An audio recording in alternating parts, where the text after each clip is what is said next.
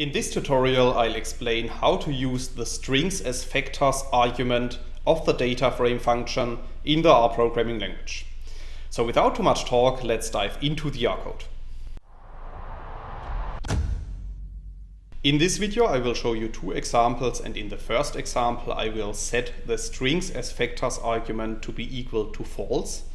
And you can see that in the data frame creation process that you can see in lines 2 to 5. So in these lines of code, I'm using the data frame function, and within the data frame function, I'm specifying 3 different columns. And then I'm also setting the stringsAsFactors argument to be equal to false. So if you run these lines of code, you can see that at the top right of RStudio, a new data frame object is appearing, which is called data1. And if you click on this data frame, a new window is opened, which is showing the structure of our data frame. And as you can see, our data contains 5 rows and 3 columns, which are called x1, x2, and x3. And the first column, x1, contains numbers, and the second and third columns, x2 and x3, contain letters. So now the question is, are these letters character strings, or are these letters considered as factors? And since we have specified the stringsAsFactors argument to be equal to false, those letters are considered as strings. You can see that by checking the classes of all the columns in our data frame by running line 7 of the code. So in this line of code, I'm using the sapply function and the class function to check for the classes of our data frame variables.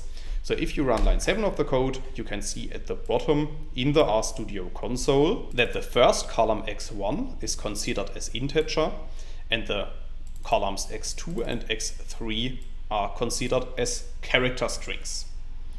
So the reason why these two variables are considered as character strings is because we have specified the stringsAsFactors argument to be equal to false. So in the second example of this tutorial, I want to show you what happens when we specify the stringsAsFactors argument to be equal to true.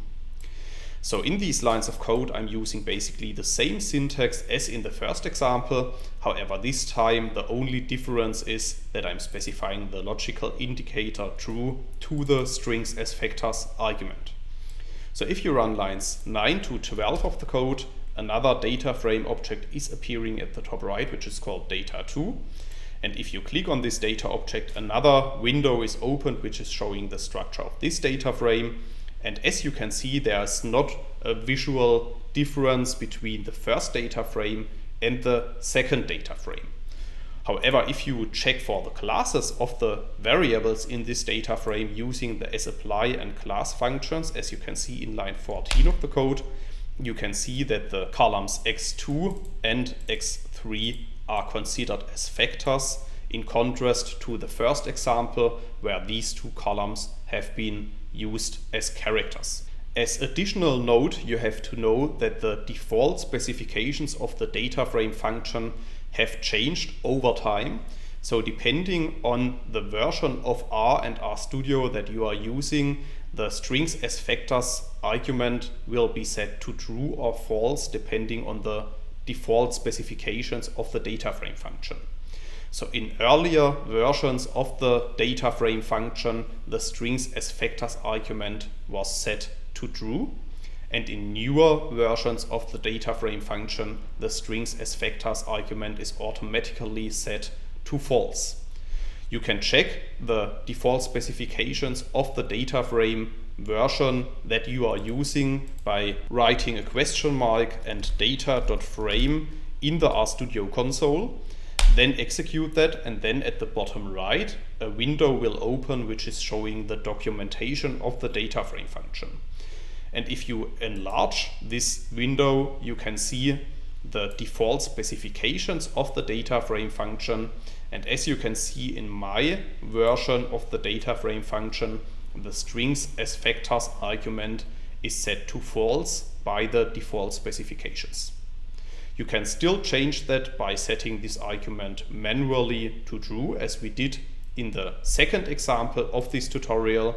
However, if you don't use the stringsAsFactors argument at all, the stringsAsFactors argument will automatically be set to false. That's all I wanted to explain in this video.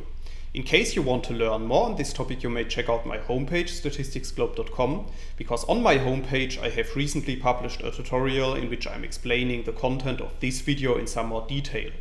I will put a link to this tutorial into the description of the video so you can find it there. If you have liked this video or if you have any questions, let me know in the comments section below. I'll try to respond to all comments as soon as I can. Furthermore, make sure to subscribe to my YouTube channel to get notified about future video releases. I have already published about 500 videos on this channel and I'm releasing new videos on a daily basis. Thanks a lot for watching. See you in the next video.